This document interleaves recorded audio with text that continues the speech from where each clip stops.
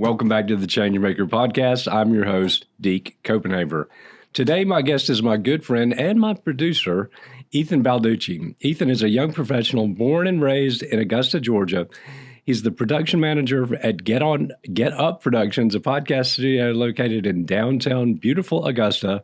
Ethan is also a musician and a good one, having played in a number of bands and musical projects, including Village Sticks, the Dusty Angels, his own project, Alto Pablo, and for Wesley United Methodist Church. Apart from working with the most positive people in the city, that would be me. Yes. Through podcasts and musical endeavors, Ethan enjoys spending time with his family and friends. Ladies and gentlemen, let's welcome Ethan. Welcome to the Changemaker podcast, hosted by Deke Copenhaver. Deke is the author of The Changemaker, a Forbes publishing book that has reached #1 on Amazon on multiple occasions and in multiple categories like management skills and total quality management. During this podcast, Deke interviews exceptional change-making leaders. Deke currently operates Copenhaver Consulting, where he helps local governments and other public organizations maximize their potential. He's also a sought-after public speaker. We hope that The Changemaker has an impact on you today and that you find takeaways that make you a better leader in your life. Now, here's Deke.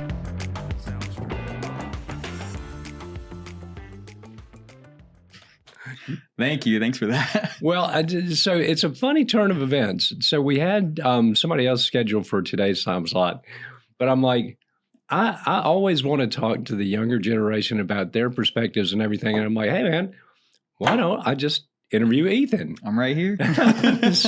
So we have known each other. It's funny. Since you were a kid, you grew up in the Hallelujah community. That's right. I remember we had the mayor on or something, and you're like, I remember when you came out and did the crosswalk.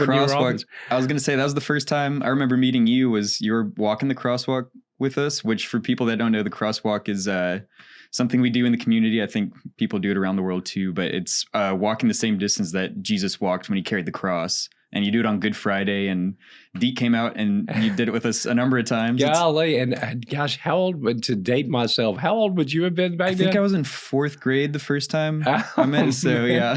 No, it's so funny, but I remember the first time because it was Friday of the Masters.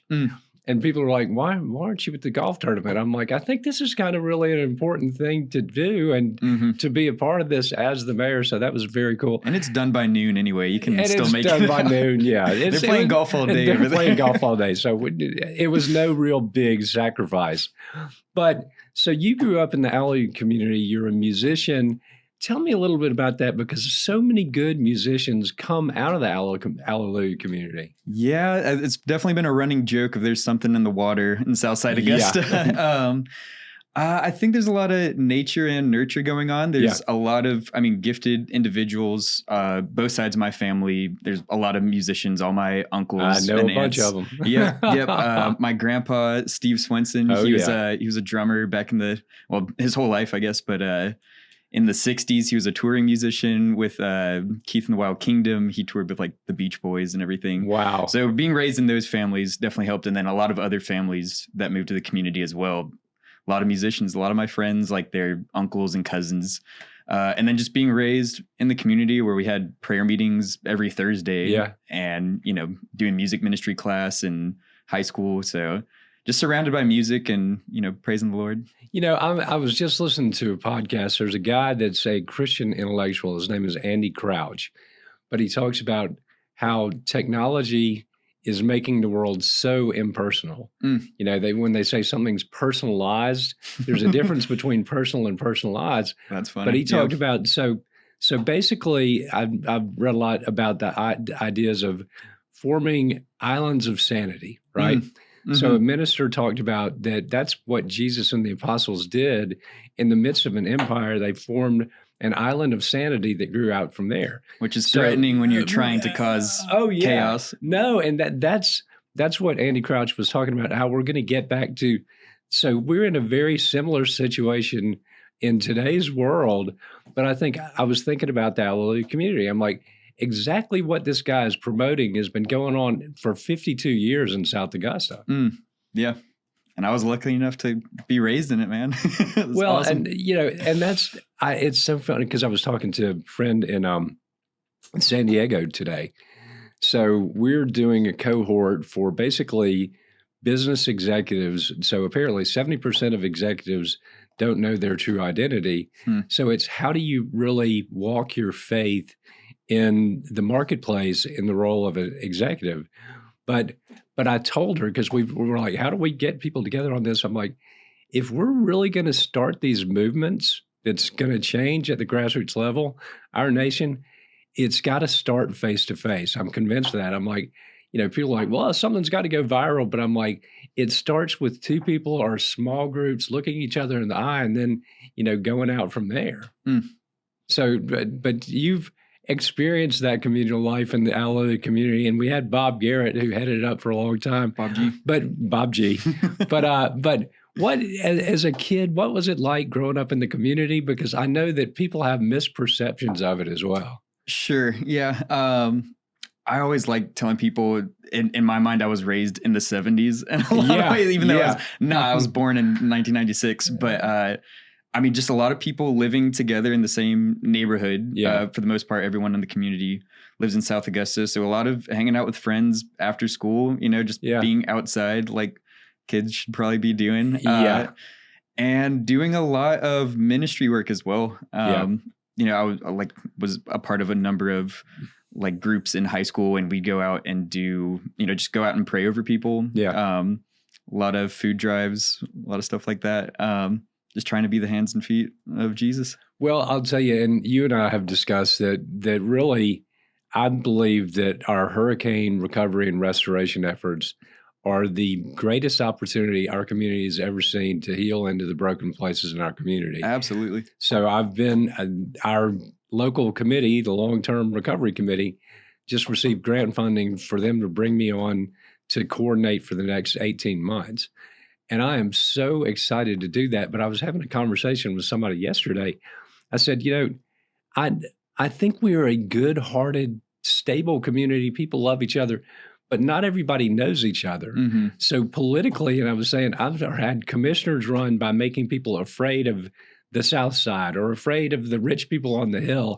I'm like, this is the chance at the grassroots level for all of us to come together and really see each other face to face and say, I see you. I understand that you still have needs. 10 months in, we still have people with trees on their houses. But I want to get your take on this, because I did say, I'd love for you guys, your generation, your friends, to be a part of this. You jumped at the chance. I haven't put you to work yet. but I will put you to work, my friend. I will do that. But we've had discussions about, particularly in your generation, and I do want to, get your take on this.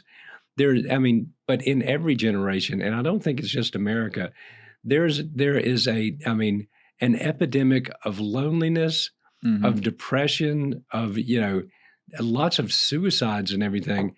And so part of what we're going to do is we're inviting the younger generation into this so that they can be a part of something bigger than themselves. But do you see a lot of that just in people around you at all? Oh, 100%. It's connection without connectivity. We're as connected, way more connected than ever. There's so many points of contact without knowing people, without, kind of laying out hard truths or being able to confide in people. I've seen, I know you have done this, but I've been off of Instagram for the last, all summer, pretty much. Beginning of summer, I was like, I'm on this way too much, not really getting anything out of it. I think I put a song out, so I re-downloaded it, post about the song, and then get off there. A lot of my friends are turning away from it, though. It's, I think you get a lot more out of a conversation, or you see it at the Masters, which is a very privileged place to be able to go, but you see it phones aren't allowed at the Masters. It's amazing how quickly people reverted back to, I don't know you, but let's talk. Obviously you have something to talk about there. You're watching the best golfers in the world, but when you put the phone down, it's there's an internal desire to connect with everyone around you. And I definitely think my generation's looking for that. There's a lot of sadness out there. Well, it's funny because I'm on the vestry at Church of the Good Shepherd here in Augusta Episcopal. So I was vestry person of the day for the third time this past Sunday. I'm like the new guy. I just went on the vestry. So I got the 2 holiday weekends over the summer. So I'm still, I guess, a pledge. But our priest, Porter Taylor, does a rector's for him. But that was it. We were talking about the quiet awakening in England. So you've got so many young people that are really going back to church. And I saw where the Pope spoke to like 1 million young people. Wow. But we talked about what is the reason for that. And I said, well, I think, I'm blessed to have a lot of younger friends, you included, but the younger generation wants authenticity. And I think that's because I'm beginning to hear a lot of people turning away from social media, but I'm like, that's just saccharin and dopamine. And I was on it for long enough, but I'm like, it's not like you're on there and you get the likes and everything. It's not like you ever feel fulfilled. Yeah. But so I hit my quota today. Yeah, I'm done. exactly. I'm finally happy. Exactly. Oh man. But that's so Frank Limehouse, who was an Episcopal priest in Beaufort, South Carolina, when I lived down there, said, worldly things are kind of like Chinese food. You get them, and an hour later you're hungry again. Yeah. So I think there is kind of a backlash because what's fulfilling, what gets you away from loneliness, it's not spending more time on TikTok for sure. Yeah, absolutely not. I think finding ways to not serve yourself is a big thing as well. Yeah. It doesn't have to be much, but like our society's so like self-focused. Yeah. Like we're all, guilty of it. Like we all want to serve ourselves and have the best life that we can have. Yeah. But then it's so fun. As soon as you give that up, and even just if it's like an hour a week or a couple hours, if you find an opportunity to help other people, you feel like yourself. You feel like you've helped yourself out. There's a group that a lot of us from Aulia grew up together. But there's a group of us that meet like once a week. I don't make it every week, but we meet in the Commons downtown and just bring like a stack of Costco pizzas and ice cold water and go out and, hand them out to the homeless homies and ask people if they want prayers. And it's amazing how good you feel after doing that. Like knowing that you've made a tangible difference, like you feeding the hungry and making connection too, like the little conversations that you have or the really deep conversation. Some of them want to have like real, like they want to get down to it in the conversations. It's amazing how much connection you feel from doing that. It really is. And so Charles Knox Jr., who I've had on the show and who we've got booked coming next week or something, but he's a youth minister at Trinity Methodist Church. Mm-hmm. But part of the idea that I've had behind really engaging the young people of the community in our recovery efforts, he told me that, so basically for the 2 weeks after the hurricane hit, all of his teenage boys were not in school for 2 weeks. And all they did was they went out and volunteered for 2 weeks. And he said it was life-changing for them. So I'm like, what about if we scale that up? And I'm like, bring young people from across the community that may never have met each other, that are in just different areas of town. How cool will that be? I was talking to Bob Garrett about that yesterday. We've been doing the prayer breakfast here for 20 years. And that's one of the beautiful things about it. Do It Monthly was started my first day in office. You've got so many people that have built long-term friendships that otherwise they may not have met each other. So I'm like, the model's there. Let's just scale it up. Yeah, absolutely. And this generation's ready for it. Well, good. Because I was called the what was it people call me? They called me the millennial whisperer. Now I guess I'm the Gen Z whisperer. But, people don't want to be lonely, So listen to this. I think I had told you that I've got a relative by marriage, and she was telling me over the 4th of July, her son, I believe, is late 20s, early 30s, but he has had 7 people close to him commit suicide in like the past 4 years.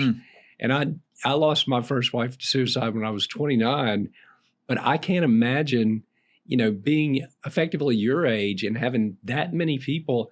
So another kid at University of Georgia, I think you knew the young man, but there was a funeral, for a University of Georgia student.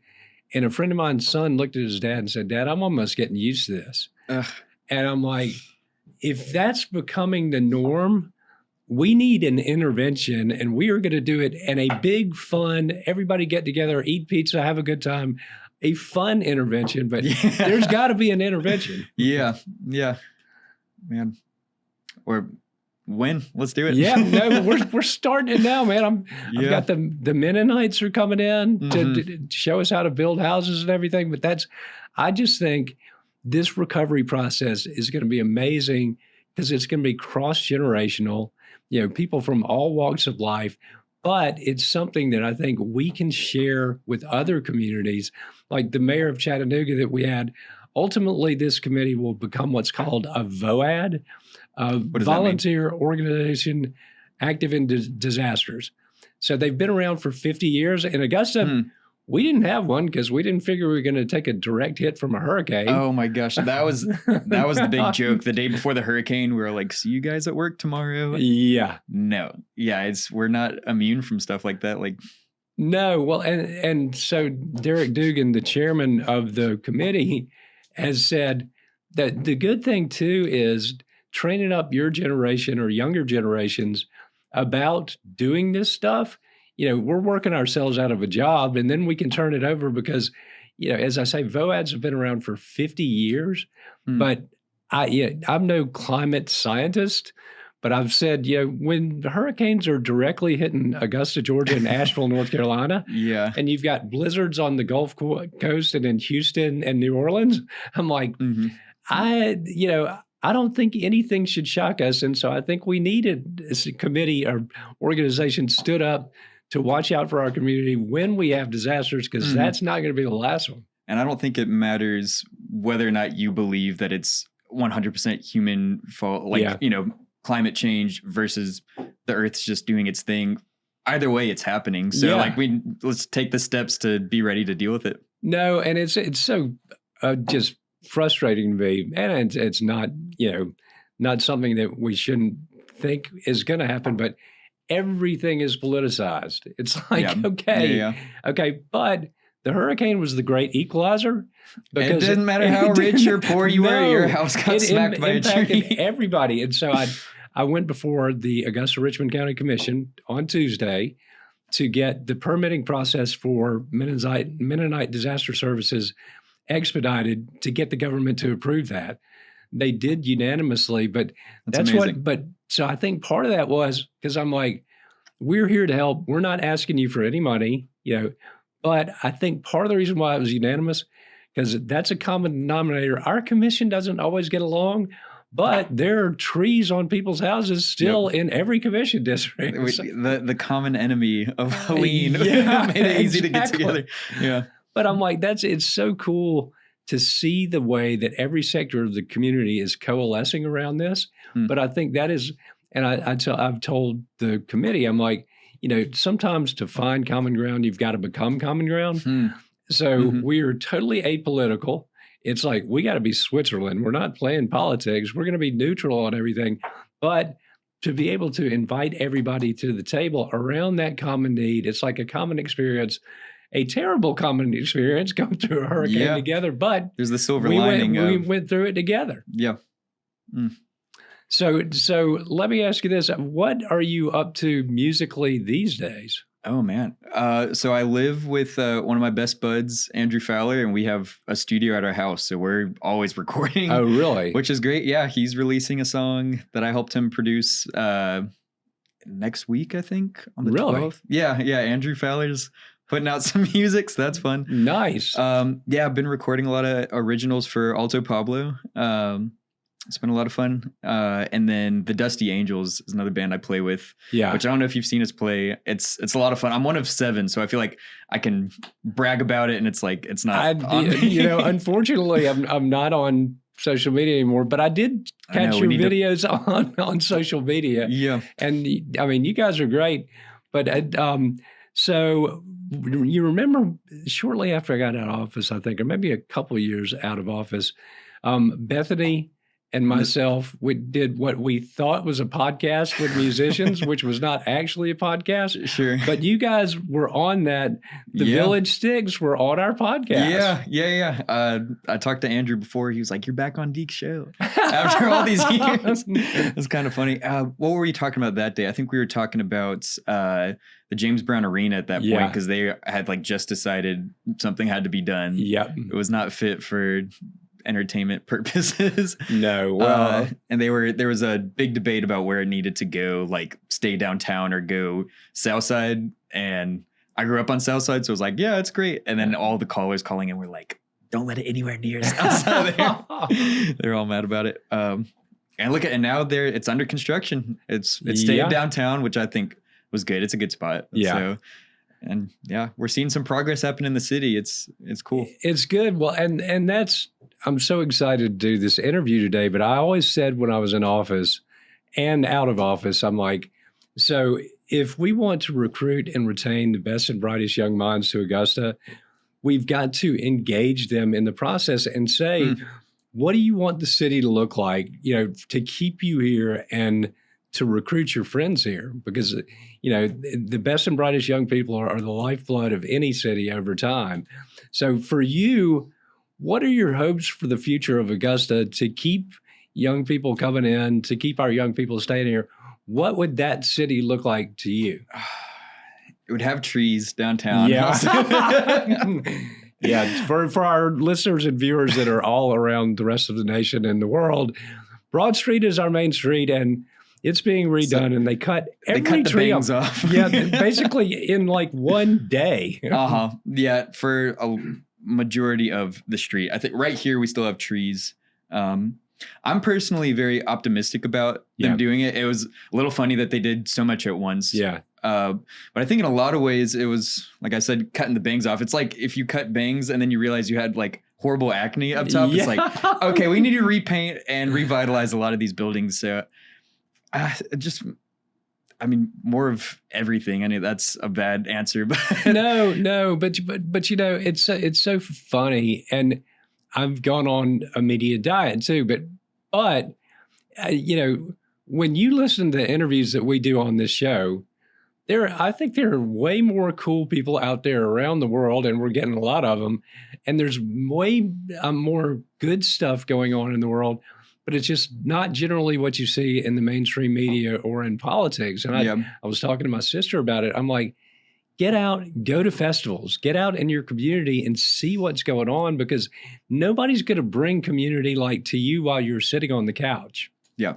Yeah. 100%. I'd like to see more large shows going on right now. Obviously we have all the work being done on Broad Street, and we have the Augusta Commons, which is such a cool space. Yeah. I've been lucky to play it on a number of occasions, like Arts in the Heart or St. Patrick's Day, And right now we're kind of not able to host those things right there. So I know we're getting close, but I'd like to see just the street be a place where people want to go out, experience, a collective experience together, something positive, and then walk around and explore the city, and there be places to have fun. I don't know. Yeah, there's a lot of, it's interesting too, because so locally and nationally, I think we need more young people in office or in decision-making positions, period.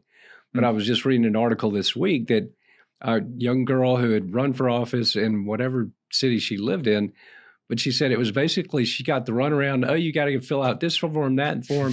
And it's like, everybody says, well, we need younger people in leadership positions, but then they're eschewed. Yeah. I'm like, that is my hope for Augusta too, that we will see a lot more young people that are forward thinking in leadership positions.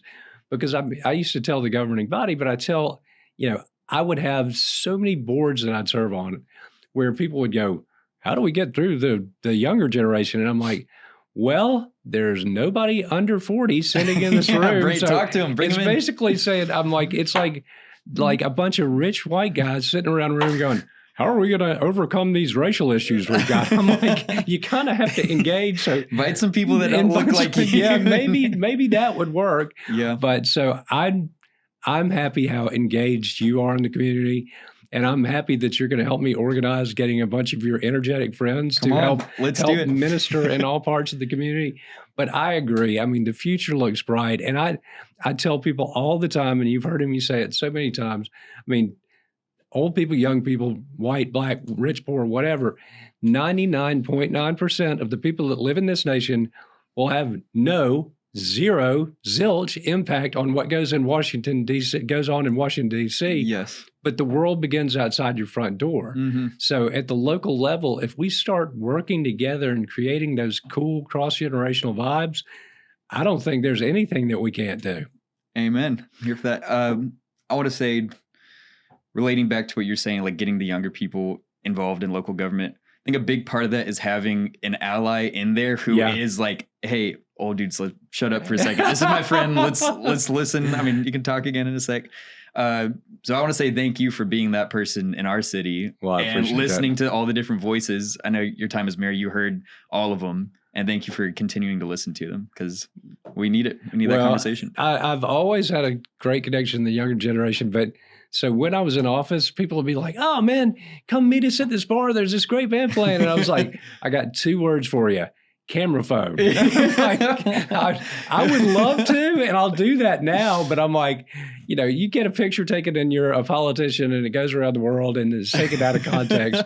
But I appreciate that. And I love having the opportunity to work with you, because you give me good ideas and good perspectives on things. So thank you for that. And I love your family. But so as we get to the end, yeah, and you've had to produce yourself today. I know. I've checked to make sure we're still running a couple of times. I think we're good. Well, I can't wait to check it out. But so where can people find you? I mean, obviously right here, but yeah, you can find me walking around downtown.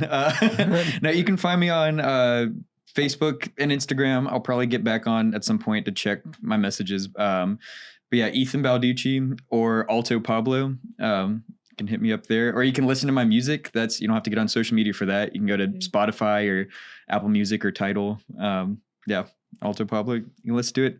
Good vibes, positive vibes. We like good, positive vibes. Yeah. So on a daily basis, what puts a smile on your face and brings joy to your heart?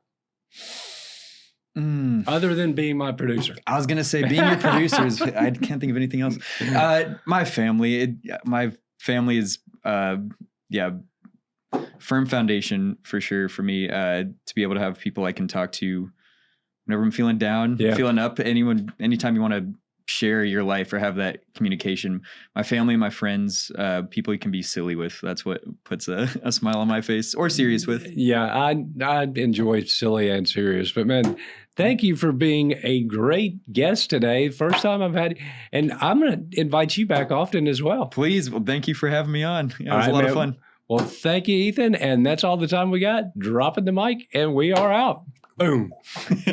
Hey, guys, thanks for listening to or watching the Changemaker podcast today. Greatly appreciate it. If you're listening and you want to see the video, you can subscribe to our YouTube channel at Deke Copenhaver. That's pretty easy to remember, I would think.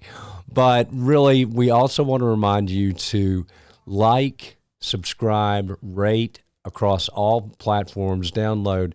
And if you're looking for a coach, a speaker, or anything, you know where to find me. Just email me at me@dekecopenhaver.com. And thanks so much for listening.